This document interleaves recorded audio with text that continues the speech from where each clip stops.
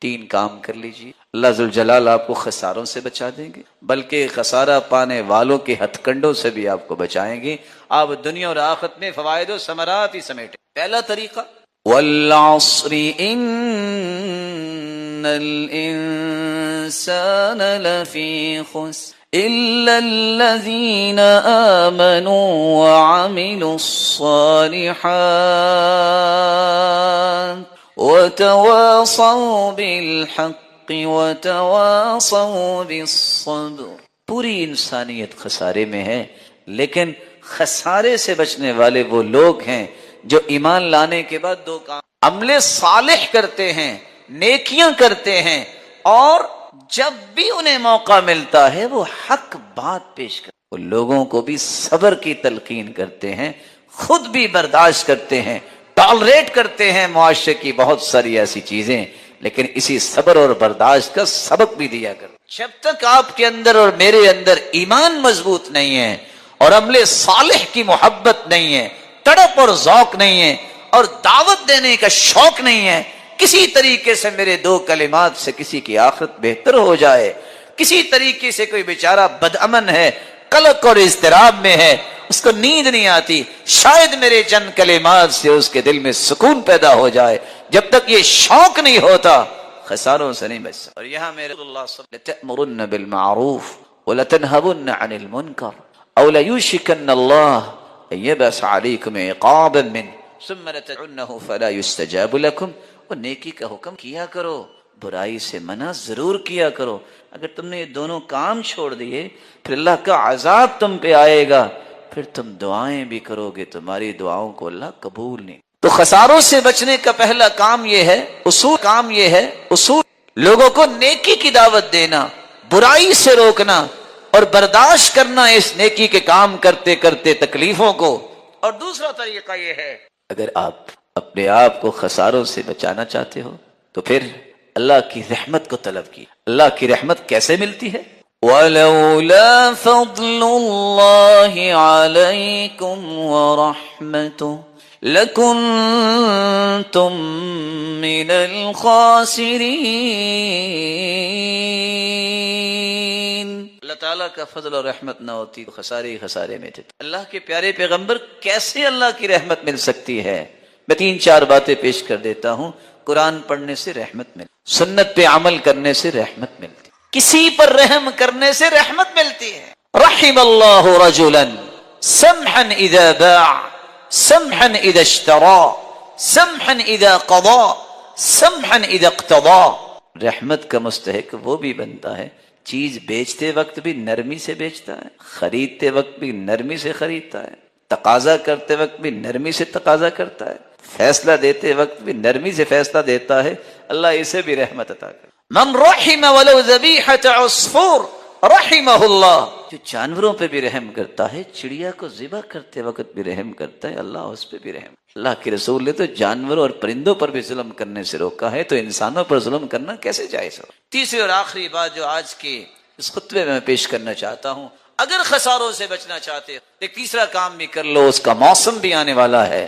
سیدنا ابو ذر رضی اللہ تعالیٰ عنہ فرماتے ہیں، میں مسجد میں گیا، اللہ کے رسول کے پاس بیٹھا میں، تو سید المرسلین نے فرمایا ہم الاخسرون، ہم الاخسرون، سب سے زیادہ نقصان اٹھانے والے ہیں، سب سے زیادہ نقصان اٹھانے والے ہیں۔ میں نے کہا اللہ کے رسول کون؟ آپ چپ۔ مجھے ڈر آیا کہ کہیں مجھ سے کوئی غلطی ہوگی ہے۔ کہا اللہ کے پیارے پہ ایسی ہوگی ہے، کون ہے وہ؟ یا میرے بارے میں آپ نے کچھ کہا ہے؟ آپ نے فرمایا ہم الاکثرون اموالا، سب سے زیادہ نقصان اٹھانے والے وہ ہیں جو سب سے زیادہ مالدار ہیں، الا من فعل هكذا وهكذا وهكذا، 3 چیز۔ ہاں اس خسارے سے نکلنا چاہتے ہیں تو وہ دائیں بھی خرچ کریں، بائیں بھی خرچ کریں، سامنے بھی خرچ کریں، تو اللہ ان کو خساروں سے نکال دے۔ رسول اکرم صلی اللہ علیہ وسلم فرمان بتاتا ہے کہ اگر خساروں سے نکلنا ہے تو صدقے جیسی کوئی نعمت نہیں۔ یہ خسارہ کیا؟ انسان کو فتنوں سے بھی صدقہ دور کرتا ہے، جسمانی بیماریاں بھی ختم کرتا ہے، روحانی بیماریاں بھی ختم کرتا ہے، معاشرتی بیماریاں بھی ختم کرتا ہے، گناہوں کو بھی معاف کرتا ہے۔ اس طرح گناہ مٹ جاتے ہیں۔ الصدقۃ تطفئ الخطیئہ کما یطفئ الماء النار۔ آگ پہ پانی ڈالیں آگ نظر نہیں آتی، صدقہ کر لیں انسان کے گناہ نظر ہی نہیں آتے، ختم ہو جاتے ہیں۔ اور صرف دنیا نہیں، قبر میں چلا جائے گا، ان الصدقہ لتطفئ عن اہلھا حر القبور، گرمی کو ٹھنڈک میں تبدیل کیا جاتا ہے تو صدقے، یہ قبر سے نکلے گا بھی تو یہ سائبان صدقہ بن جائے گا۔ غل المؤمن یوم القیامت صدقۃ، کیسا دن ہوگا، کیسی اس دن سورج کی روشنی ہوگی، کس طرح لوگ پسینے میں ہوں گے، لیکن یہ اپنے صدقے کے سائبان امبریلا اور چھتری کے نیچے جا رہا ہے، اور جانا کہاں ہے؟ کیونکہ یہ اللہ کی رضا کے لیے اگر صدقہ کرے گا تو اللہ عرش کے سائے میں اسے۔ رسول اکرم اتقوا النار ولو بشق تمرہ، آج کل ویسے اکیلے بیٹھیے گا، کھجور کے اندر سے گٹھلی نکال کے سائڈ پہ کر کے اس کے 4 ٹکڑے کیجئے، شق تمرہ، اس ایک ٹکڑے کو پکڑ کے دیکھیے گا یہ کتنا ہے اور کتنا مہنگا ہے۔ آگ سے بچنے کے لیے بس اوقات اتنا حصہ بھی رب کی رضا کے لیے خالص نیت سے دے دے تو اللہ جہنم سے بھی بچا دے۔ اللہ تعالی ہم سب جہنم سے بچائے، اور جتنے یہاں تشریف فرما ہیں یہ سن رہے ہیں، اللہ سب کو جنت الفردوس میں جمع فرمائے۔ ہمیں کہتے ہیں کہ ہم بھی اس دن یہی کہا، اللہ کے رسول نے فرمایا تھا کثرت سے فإن صلاة أمتي تعرض علي في كل يوم جمعة، کیونکہ جمعے کے دن مجھ پہ میری امت کے درود پیش کیے جاتے۔ فمن كان أكثرهم علي صلاة كان أقربهم مني منزلة، جو کثرت سے جتنا زیادہ درود پڑھتا ہے قیامت کے دن وہ میرا امتی اتنا ہی سب سے میرے قریب۔ کتنی خوش نصیبی ہے۔ لوگ کہتے ہیں کہ بات کرو اہل حدیث کہتے ہیں، نہیں کہتے منکر کہتے ہیں، کیونکہ ان بیچاروں کو یہ نہیں پتا ہوتا کہ منکر اور مومن کیا فرق ہے۔ جبکہ کتاب و سنت کو سمجھنے والے کیا کہتے ہیں کہ ساری زندگی دعا کرتے رہو، اگر تم درود نہ پڑھو وہ دعا قبول ہونا تو دور کی بات، وہ دعا تو آسمانوں تک چڑھتی۔ کوئی پوچھے تو صحیح نا ہم سے کہ ہمارا موقف کیا ہے، خود سے ہی بات بنا کے کہہ دیں کہ قرآن و سنت کو ماننے والے ایسا کہتے ہیں، ہم تو نہیں، ہم تو کہتے ہیں دنیا میں سب سے بڑا خوش نصیب ہی وہ ہے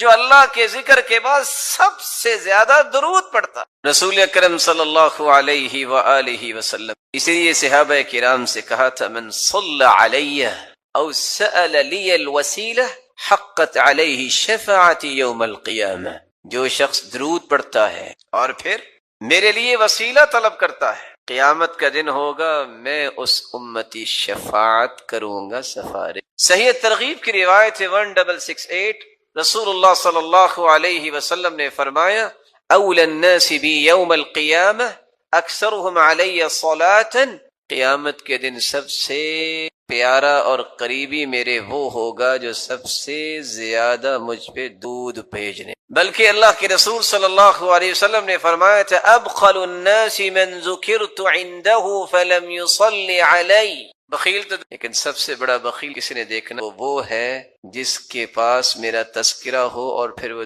یہاں رک کے میں ایک گزارش، کچھ تو اللہ کے رسول کے دشمن ہیں کافر، کچھ ایمان لانے کے باوجود بھی دشمنی کرتے ہیں کیونکہ اللہ کے رسول کی بات نہیں مانتے اور آپ کے وزیروں اور مشیروں کو برا بلا کہتے ہیں، یہ بھی دشمنی ہے اللہ کے۔ اور کچھ لوگ چاہتے نہ چاہتے بھی بخیلی کر جاتے ہیں اور بخل کرنے والوں کے صف میں کھڑے ہو جاتے ہیں اور اپنے آپ کو نیک بھی کہتے ہیں۔ آپ پوچھیں گے وہ کہ اپنا نام آئے گا تو 4 سابقے 4 لاحقے، ایم اے پاس ہے، یہ پاس ہے، ماسٹر کیا ہے، یہ ایم فل کیا ہے، اس کے بغیر نام لکھنا بولنا سننا پسند ہی نہیں ہے۔ سرتاج رسول صلی اللہ علیہ وسلم کا نام آئے گا تو کیا ڈال دیں گے؟ بخیل ہے۔ تیری زبان کی سب سے بڑی سعادت یہ، تیرے قلم کی سب سے بڑی سعادت یہ ہے اس زبان کی نوک پہ بھی آئے محمد الرسول اللہ صلی اللہ علیہ وسلم۔ اس سے بڑی سعادت کیا ہے قلم کی؟ وہ ساری دنیا کی باتیں لکھ لے، اللہ کے ذکر کے بعد محمد مصطفیٰ کا نام آئے تو صلی اللہ علیہ وسلم نہ کہے، سعادت کی خوش بختی ہے۔ تو میں بات اگلی کرنے سے پہلے ایک وعدہ لینا چاہوں گا، اور اگر اس وعدے پہ ہم سب پختہ ہو جائیں تو آج کی مجلس اس کا فائدہ ثابت ہو جائے۔ کون ہے جو آج کے جب بھی لکھے گا صاد یا صلعم نہیں، کون وعدہ کرے؟ آپ اہل علم، آپ کو ان باتوں کا خیال کرنا چاہیے۔ کچھ لوگ سارا کچھ لکھیں گے، بسم اللہ الرحمن لکھیں گے، 786 لکھیں۔ ان مسکینوں سے پوچھو 786 بنتا کیسے ہے؟ ابجد حوض حقی کو بھی نکالیں تو 786 بنا کے دکھائیں۔ عادات کا علم جو ہے اس میں بھی دیکھیے۔ پھر اللہ عز و جلال کے نام میں بخل، دنیا میں کسی سے محبت ہو تو اس کے تذکرے نہیں زبان پہ ختم ہوتے، تو رب تعالی جو خالق و مالک ہے اس کا نام مبارک لیتے وقت جو کہے کہ 786، یہ وہ رویے ہیں جو بتاتے ہیں کہ اللہ ذوالجلال کی عظمت سے متعارف شخص نہیں۔ آپ صلی اللہ علیہ وسلم نے فرمایا، صحیح ترغیب کی روایت ہے 1675، کل دعاء محجوب حتی یصلی علی محمد، ہر دعا روک دی جاتی ہے، وہ پہنچتی نہیں ہے آسمانوں تک جس میں درود نہیں ہو۔ بلکہ حسین ابن علی کی روایت ہے صحیح ترغیب کی 1681، من ذکرت عنده فخطئ الصلاة علی خطئ طریق الجنہ، جس شخص کے پاس اللہ کے رسول صلی اللہ علیہ وسلم کیا جائے، وہ درود پڑھنا بھول جائے، وہ پڑھنا بھولا نہیں، جنت کا راستہ۔ یہ ہمارا، اس پہ کوئی اشکال ہے تو کوئی بتائے؟ ہمارا تو موقف ہے دعا ہی قبول نہیں ہوتی، دعا چڑھتی نہیں ہے، وہ جنت کا راستہ ہی بھول جاتا ہے۔ کون کہتا ہے کہ قرآن و سنت کی بات کرنے والے درود کے منکر ہے؟ یہ صرف حاسد اور ناقد جو ہے، جس کے پاس کوئی دلیل نہیں بنتی تو پھر وہ تانے دیتا ہے۔ تان و تشنیع کرنے والے کبھی بھی فلاح نہیں پاتے۔ اللہ کے رسول صلی اللہ علیہ وسلم پر درود بھیجنا یہ ہر مسلمان کی سب سے بڑی سعادت ہے اللہ ذوالجلال کے ذکر۔ آپ صلی اللہ علیہ وآلہ وسلم کی محبت کا یہ تقاضا کہ آپ پر، اس کے بارے میں ایک ضروری بات سمجھ۔ کتنے لوگ ترجمہ کرتے ہیں ان اللہ وملائکتہ یصلون علی النبی، ان اللہ وملائکتہ، بے شک اللہ ذوالجلال اور اس کے فرشتے، یصلون علی النبی، وہ نبی پر درود بھیجتے۔ یہ ترجمہ ٹھیک؟ یا ایھا الذین آمنوا صلوا علیہ وسلموا تسلیما، اے مومنو تم بھی درود پڑھو۔ لفظ صلاۃ جب اس کی نسبت اللہ ذوالجلال کی طرف کی جائے، ویسے تو صلاۃ کے 18 معنی ہیں عربی، لیکن جب یہ کہا جائے صلی اللہ، اس کا مطلب ہوتا ہے اللہ ذوالجلال رحمتوں کی برکھا برسائیں گے، تعریف کریں گے، والثناء، فرشتوں کے سامنے اپنے محبوب کے تذکرے کریں گے کہ یہ میرا محبوب ہے جو سرتاج رسل۔ وہاں درود مانا نہیں ہو۔ لفظ صلاۃ جب فرشتوں کے ساتھ استعمال ہو، صلت الملائکہ، فرشتوں نے صلاۃ پڑھی، کیا مطلب؟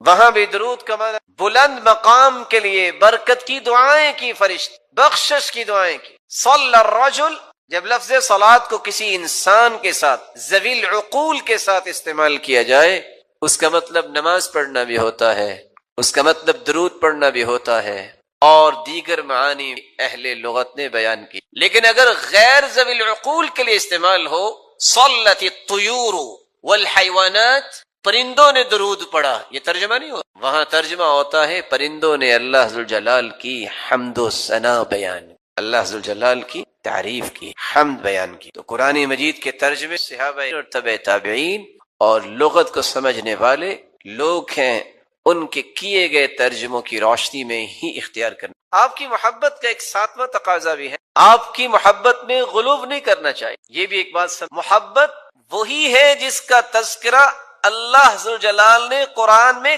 کر دیا۔ بھلا اللہ سے بڑھ کے بھی کوئی محبت کی حقیقت کو پیش کر سکتا؟ محبت وہی ہے جو اللہ کے رسول نے خود سمجھا دی کہ یہ میرے ساتھ محبت کا، غلو نہیں، حدود سے تجاوز نہیں، حدود کو کراس نہ کیا جائے۔ صرف 3 آیتیں اگر آپ ان کو یاد رکھے بھی آپ غلو کا شکل۔ سورۃ الانعام کی 50 نمبر آیت، سورۃ الاعراف کی 188 نمبر آیت، اور سورۃ الکہف کی آخری آیت 110 نمبر۔ اللہ ذوالجلال فرماتے ہیں قُل لَا أَقُولُ لَكُمْ عِنْدِي خَزَائِنُ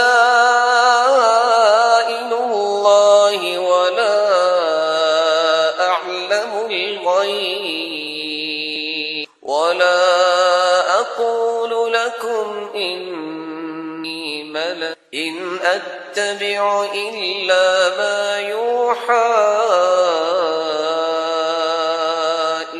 قل هل يستوي الأعمى والبصير أفلا تتفكرون قل لا أقول خزائن اللہ، میں بڑی محبت کے ساتھ، ادب کے ساتھ، احترام کے یہ پیغام پہنچانا چاہتا ہوں ان مسلمانوں تک بھی جو محبت کا دعویٰ بھی کرتے ہیں اور اس آیت کی روشنی میں محبت کے زاویوں غلو کرتے ہیں۔ کیا کہتے ہیں کہ خزانوں کا مالک ہے تو اللہ کا رسول نہیں۔ میرے محترم، خزانوں کے مالک اللہ ذوالجلال، کیونکہ اللہ ذوالجلال نے اعلان بھی کروایا ہے تو اسی ہستی سے۔ قل، فرما دیجئے، لا اقول لکم عندی خزائن اللہ، میں نہیں کہتا کہ میرے پاس خزانے ہیں اللہ تعالیٰ۔ صحیح بخاری کی روایت ہے 3117، سیدنا ابو ہریرہ رضی اللہ تعالی عنہ بیان کرتے ہیں اللہ کے رسول صلی اللہ علیہ وسلم نے فرمایا ما اعطیکم ولا امنعک، نہ میں تم سے کچھ روک سکتا ہوں نہ میں تجھے کوئی دے سکتا ہوں، انما انا قاسم اضع حیث امرت، میں تو تقسیم کرنے والا ہوں کہاں، جہاں مجھے حکم ہو۔ اور دوسری روایت کے الفاظ ہیں انما انا قاسم واللہ یعطی، دینے والا وہی ہے۔ قل لا اقول لكم عندي خزائن اللہ ولا اعلم الغیب، میں نہیں کہتا کہ میں غیب جانتا ہوں۔ لوگ کیا کہتے ہیں جو گزشتہ 10 دن 15 دن کیا سنا، محبت میں تجاوز کہ اللہ کے رسول تو غیب جانتے، کیا کریں، پڑھا کریں اور اللہ کے رسول کے فرامین کو پڑھا کریں، سمجھ آئے گی محبت کیسے کرنا۔ قرآن کہہ رہا ہے ولا اعلم الغیب، میں غیب نہیں جانتا۔ کون فرما رہے ہیں؟ وہ ہستی جس جیسی ہستی اللہ نے پیدا نہیں کی۔ صحیح بخاری کی روایت ہے 4001، ربیع بنت معوذ رضی اللہ تعالی عنہ بیان کرتی ہیں دخل علی النبی صلی اللہ علیہ وسلم غداة بنی علی فجلس على فراشه، میری شادی کے دن اللہ کے رسول تشریف لائے اور میرے پاس آ کے کہ مجلسی کمنی وجویریات یضربن بالدف، کہ چھوٹی بچیاں جو ہیں من قتل من آبائہن یوم بدر، بدر کے شہداء کے متعلق ندبہ کر رہی تھی، یندبنا، تو ایک بچی کہنے لگی وفینا یعلم ما فی، ہمارے درمیان اللہ کے پیغمبر ہیں جو کل کے بارے میں آپ نے فرمایا لا تقولی ہاں، لا تقولی ہاں کذا وقولی ما کنتی تقول، یہ نہ کہو جو پہلے کہہ رہی تھی وہی کہو جو شہداء کی اب بات کر رہی تھی۔ لا يعلم ما فی غد الا اللہ، اللہ کے سوا کوئی بھی غیب کے بارے میں اور کل کے بارے میں نہیں جانتا۔ آپ نے فوراً منع کر قل لا يعلم من في السماوات والأرض الغيب إلا الله وما يشعرون أيان يبعثون۔ میرے محبوب فرمائے فی السماوات والارض، زمین و آسمان کی غیب کے، ہاں جس کو اللہ ذوالجلال نے اپنے پیغمبر کو بتا دیا پھر وہ غیب رہتا نہیں ہے۔ جس کو یہ آیت سمجھ آ جائے کبھی بھی تجاوز نہیں۔ لوگ آدھی آدھی رات گزار دیتے اور یہ کہہ رہے ہوتے ہیں ادرکنی یا رسول، انظر الی یا رسول اللہ صلی اللہ علیہ وسلم، میرے بھائی استغاثہ اور مدد طلب کرے آپ صلی اللہ علیہ وسلم کی ذات، پوری کائنات ایک طرف اور محمد مصطفیٰ کی عظمت۔ لیکن ایک بات سمجھانے کے لیے پوچھ، اگر اللہ کے رسول صلی اللہ علیہ وسلم غیب جانتے تو آپ کے 70 صحابہ جو ہیں احد میں شہید، تو آپ پھر جاتے؟ بولیے، اگر پتا تھا کہ میرے صحابہ شہید، بیر معونہ پہ 70 قراء شہید ہو گئے جن کو خود ہی بھجوایا تھا، اگر غیب کا علم ہوتا تو اہل قرآن جو شہید ہوئے ہیں آپ اس کے بارے میں کیا کہیں؟ سیدہ عائشہ رضی اللہ تعالیٰ نے ان کی پاکیزگی قرآن نے بیان کی، اگر غیب کا علم ہوتا تو آپ یہ فرماتے عائشہ اگر تم سے بھول ہو گئی ہے، غلطی ہو گئی ہے تو توبہ کر لو، بیوی سے کہہ۔ اگر غیب کا علم ہوتا تو وہ لقمہ جس میں زہر ڈالی گئی کھانے میں تو آپ وہ لقمہ لے۔ اللہ جلال نے عقل اس لیے دی ہے کہ اس کے ساتھ قرآن کو صحیح طریقے سے سمجھا جائے۔ ساتھ ہی اللہ جلال فرماتے ہیں وَلَا أَقُولُ لَكُمْ إِنِّي مَلَكٌ، میں یہ بھی نہیں کہتا کہ میں فرشتہ۔ آپ نے سنا ہوگا کہ کیا کہتے ہیں نبی نور من نور اللہ ہے، کاش ان بیچاروں کو پتہ چل جائے کیا ہے اور کہاں تک اس کے نتائج جاتے ہیں۔ دوبارہ قرآن کہتے ہیں وقالت عزیر وقالت النصارى المسیح، یہودیوں نے کہا کہ عزیر اللہ کے، عیسائیوں نے کہا کہ عیسیٰ اللہ کے بیٹے ہیں۔ یضاہئون قول الذین کفروا من قبل قاتلهم اللہ، کافر ہو گئے یہ کہہ کر اللہ ان کے ٹکڑے کرے۔ انا یؤفکون، کہاں بہک رہے؟ یہودی اگر کہیں کہ عزیر علیہ الصلوۃ والسلام اللہ کے اور عیسیٰ علیہ السلام کے بارے میں، عیسائی کے اللہ کے، ان کے بارے میں تو قرآن یہ کہا ہے، ان کہیں نور ہیں ان کے بارے میں۔ ولا اقول لكم انی ملک، میں کہہ رہا ہوں کہ میں فرشتہ نہیں ہوں، یہ قرآن ہے۔ سورۃ الانعام کی 50 نمبر آیت ضرور پڑھی، ان اتبع الا ما یوحى الی، میں تو اتباع کرتا ہوں۔ اور دوسری آیت قل لا املك لنفسي نفعا ولا ضرا إلا ما شاء الله ولو كنت أعلم الغيب لاستكثرت من الخير وما مسني السوء إن أنا إلا نذير وبشير لقوم يؤمنون۔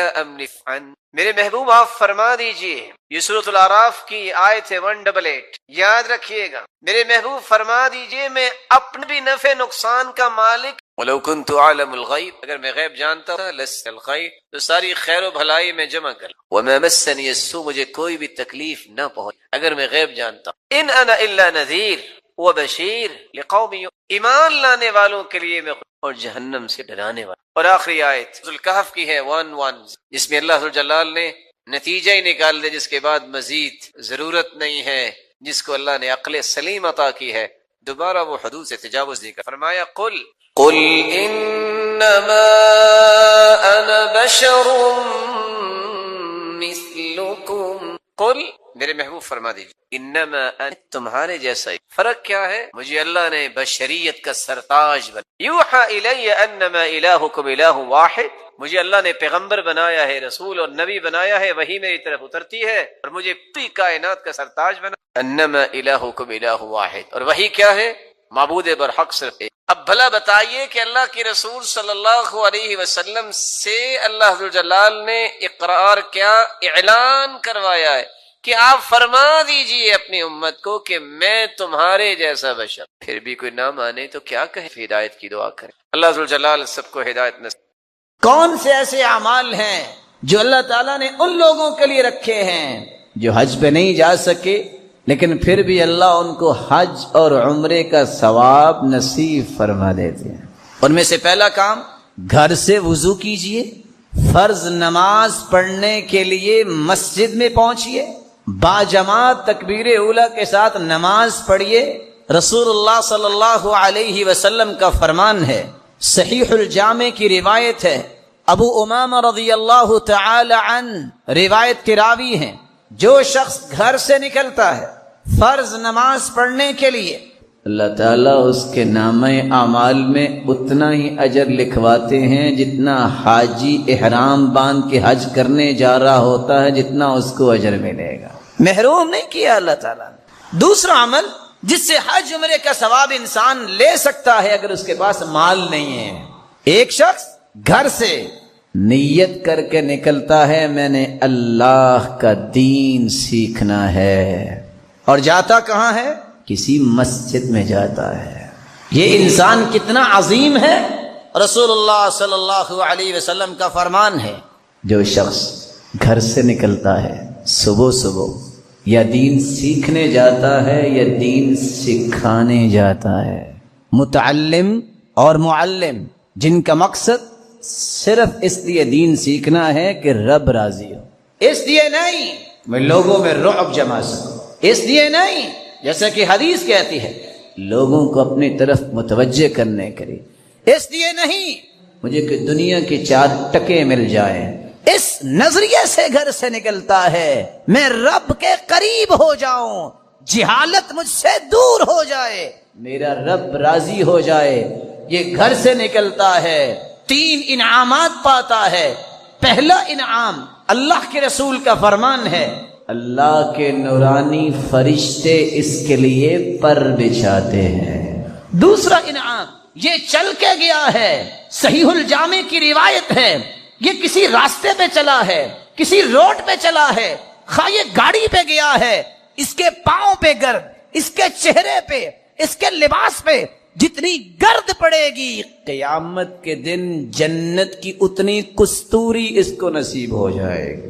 اور تیسرا انعام، یہ گیا ہے اللہ کا دین سیکھنے، اور گیا بھی ہے مسجد میں، اللہ رب العزت اس کو اتنا ہی اجر دیں گے جتنا مکمل حج کرنے والے کو اجر دیتے ہیں۔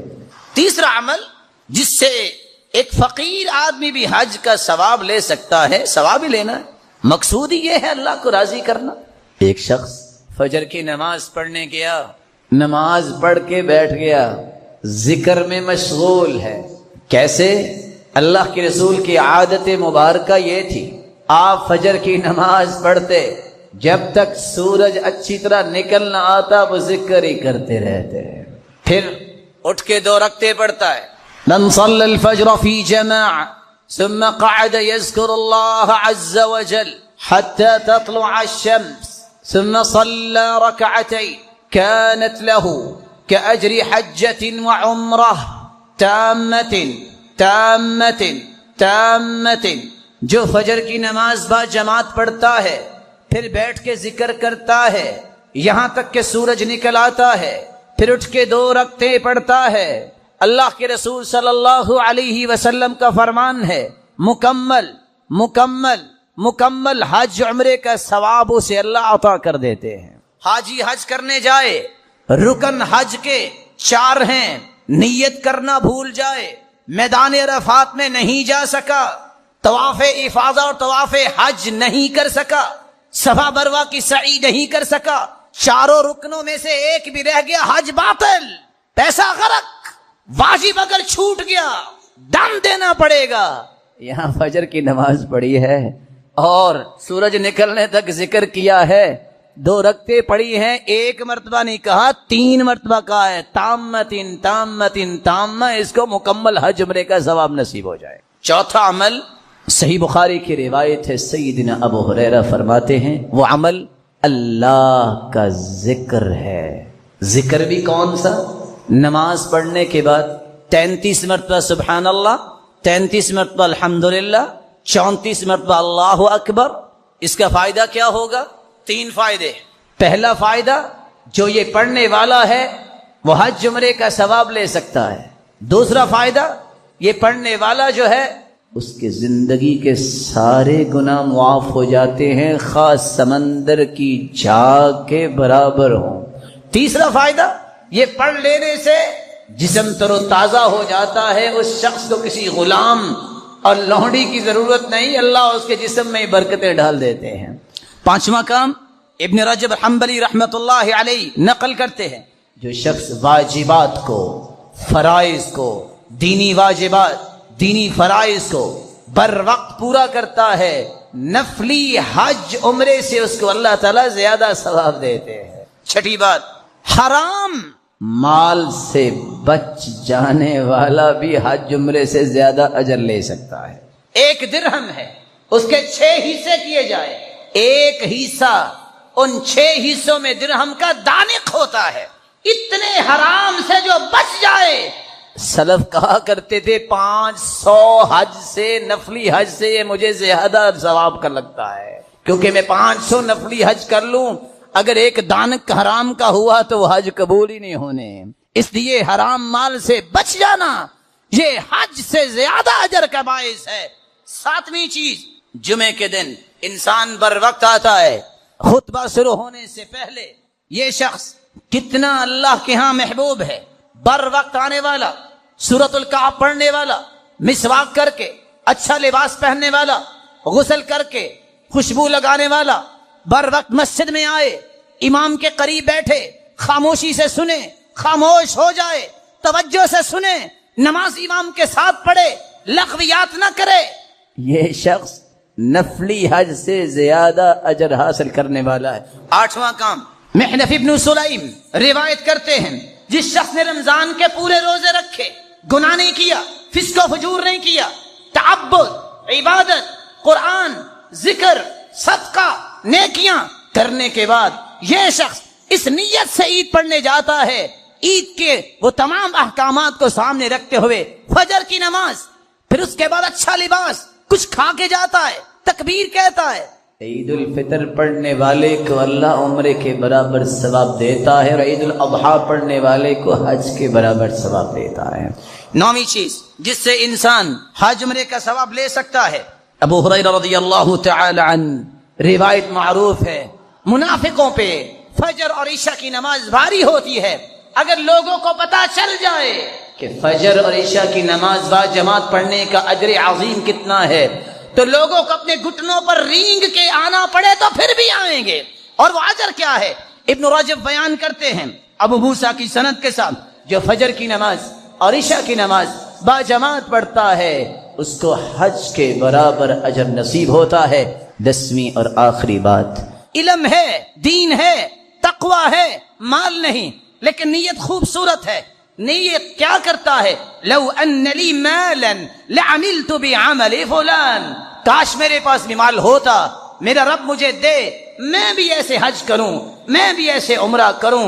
اللہ کے رسول فرماتے ہیں فَهُوَ بِنِيَّتِهِ فَأَجْرُهُمَا سَوَاءٌ، ایک حج پہ گیا ہے، ایک کے پاس مال نہیں، نیت اس نے کی ہے، فَأَجْرُهُمَا سَوَاءٌ، جس طرح اس کو حج عمرے کا ثواب مل رہا ہے، گھر بیٹھے بھی اس کو حج عمرے کا ثواب مل رہا ہے۔ آپ صلی اللہ علیہ وآلہ وسلم نے کچھ ایسے کام بھی بتائے ہیں جن کو کرنے سے انسان کو عمرے کا ثواب مل جاتا ہے۔ پہلا کام، اگر آپ باوضو ہو کے نیت کر کے مسجد میں آتے ہیں اور آ کے نماز پڑھتے ہیں، آپ کو عمرے کا ثواب بھی مل جاتا ہے۔ دوسرا کام، اگر آپ صبح کی نماز باجماعت پڑھتے ہیں اور باجماعت پڑھنے کے بعد آپ اپنی جگہ پہ بیٹھے رہتے ہیں یہاں تک کہ سورج نکل آتا ہے اور اٹھ کے آپ 2 رکعتیں پڑھتے ہیں، رب تعالی اس کا بھی اجر و ثواب حج اور عمرے کے برابر عطا کر دے۔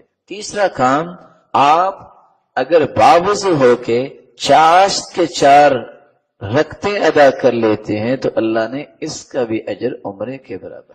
اگر آپ اللہ کا ذکر کرتے ہیں، حدیث آپ نے سنی ہوئی ہے، اللہ کے رسول نے فرمایا الا انبئکم، میں تمہیں نہ بتاؤں کس کے بارے میں، ما ہوا، اس چیز کے بارے میں، خیر لکم، خیر اعمالکم، بہترین عمل، اور ساتھ فرمایا ارفعها درجاتکم، تمہارے درجات کی بلندی، ازکاها عند ملیککم، تمہارے رب کے پاس سب سے پاکیزہ عمل، وخیر من انفاق الذهب والورق، سونے اور چاندی کو اللہ کی راہ میں خرچ کرنے سے بھی بہتر، وخیر من ان تلقوا عدوکم فتضربوا اعناقهم ويضربوا اعناقكم، اور جہاد سے بھی بہتر کہ تم ملو کافروں کو، تم ان کو مار دو، وہ تمہیں شہید کر دے۔ ان ساری چیزوں سے بہتر کیا ہے کہ تم اللہ کا ذکر کرو۔ 5واں طریقہ، رسول کریم صلی اللہ علیہ وسلم نے فرمایا جو شخص من تطہر فی بیتی ثم اتی مسجد قباء، جو شخص گھر سے وضو کر کے غسل کر کے مسجد قباء جاتا ہے، 2 رکعتیں وہاں جا کے پڑھتا ہے مدینہ طیبہ میں، مسجد قباء میں، اللہ تعالیٰ اس کو عمرے کا ثواب عطا فرماتے۔ 3 چیزیں میت کے ساتھ جا رہی ہوتی ہیں، اہلو ہو، رشتہ دار بھی جائیں گے، وہ لوگ بھی حتیٰ کہ جائیں گے جو تمہیں دنیا میں برداشت نہیں کیا کرتے تھے۔ اس دن لوگوں سے منہ چھپانے کے لیے، تانوں سے بچنے کے لیے دشمن بھی تیرے ساتھ جائے گا کہ آج تو مر گیا ہے، لیکن دل ہی دل میں خوش بھی ہوتا ہوگا کہ اس سے جان چھوٹ گئی، لیکن جائے گا۔ اور اس کے ساتھ ساتھ مالہ، تیرا مال بھی جا رہا ہوگا، تیری متحدی میں کام کرنے والے بھی سکورنگ کرنے کے لیے جائیں گے، نہ گئے تو لوگ کیا کہیں گے۔ اگر تیری کوئی گاڑی ہے، اس وقت غلام ساتھ جاتے تھے اور گھوڑے اور خچر ساتھ جاتے تھے سوار ہو کے، اور ساتھ تیرا عمل بھی جائے گا، لیکن کچھ ہی وقت گزرے گا، کچھ زیادہ وقت نہیں گزرے گا، آخر 4 تکبیریں پڑھ کے جنازہ پڑھا دیا جائے گا، سب لوگ فارغ، اہل و عیال بھی واپس، یہ 4 پہیے گاڑیاں بھی واپس، خالی آئیں گی، کوئی وہاں نہ آپ کا غلام رکے گا، نہ آپ کی چاہت کرنے والا رکے گا، نہ آپ کو اپنے سر پہ دنیا میں بٹھانے والا اور جس کو تم ہاتھوں پہ اٹھائے پھرتے ہو، آج کوئی بھی وہاں نہیں رکے گا۔ سب مٹی ڈالیں گے اور اپنے ہاتھوں کو جھاڑیں گے، بلکہ بار بار دیکھیں گے ہاتھ گندے تو نہیں ہو گئے، اپنے لباس کو جھاڑیں گے، واپس آ جائیں گے، تیرے ساتھ رہے گا تو تیرا وَيَبْقَى مَعَهُ وَاحِدٌ، تیرا عمل باقی رہے گا۔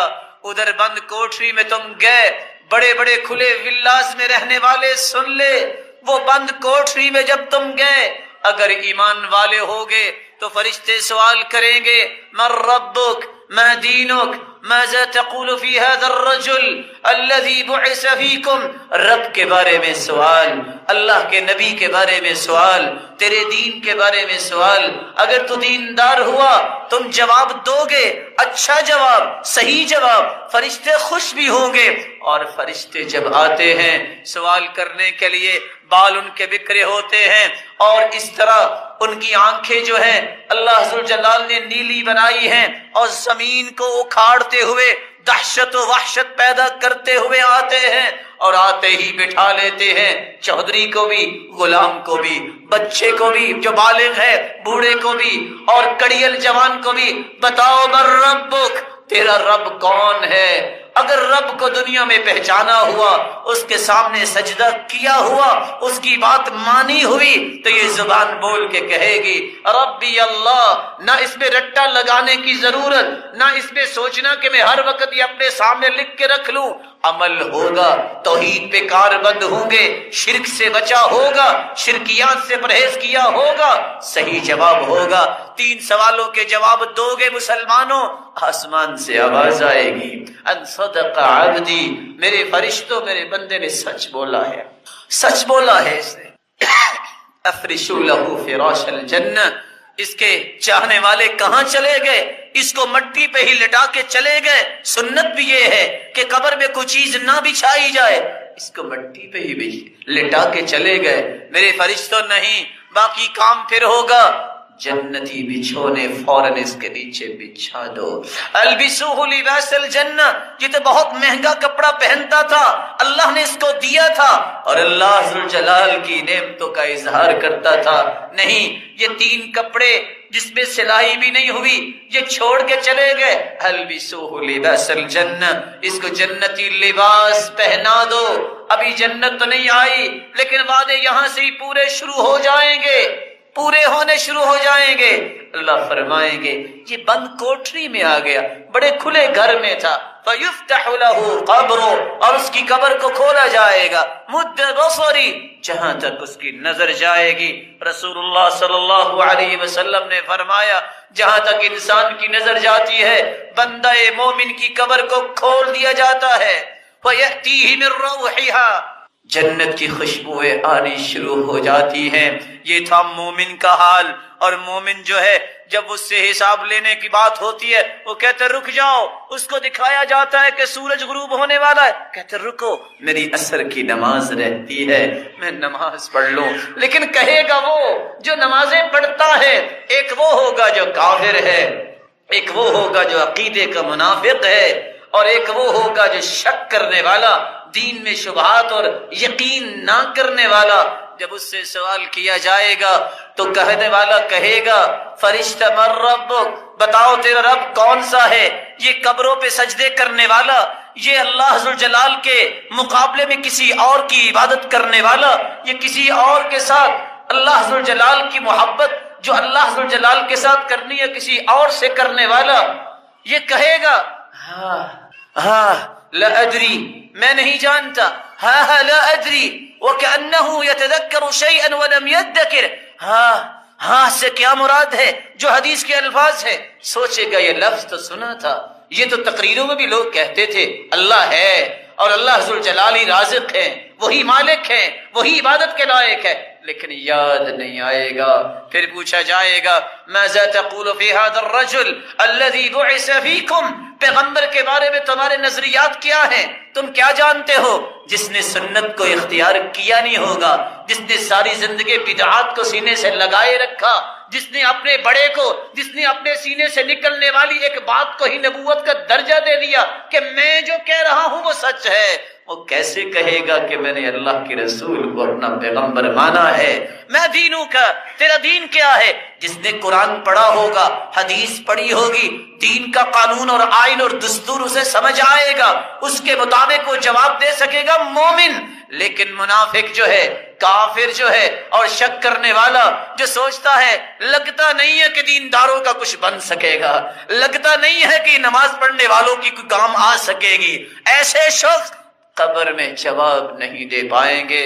اور دونوں ہستیاں آپ کے سامنے ہیں. ایک مومن ہے جس کو فرشتے کہیں گے اتنا تو بتا دو، تمہیں جواب کیسے آئے؟ یہ بندہ مومن وہاں بھی کہے گا قرأت القرآن، میں نے قرآن پڑھا، وعملت بما فی، میں نے اس پہ عمل کیا. اور دوسری روایتوں کے الفاظ ہے وصدقت بہ، میں نے قرآن کی ہر بات کو سچا مان لیا، جو اس کے اللہ کے پیارے محبوب نے بات کی میں نے اسے سچا مان لیا.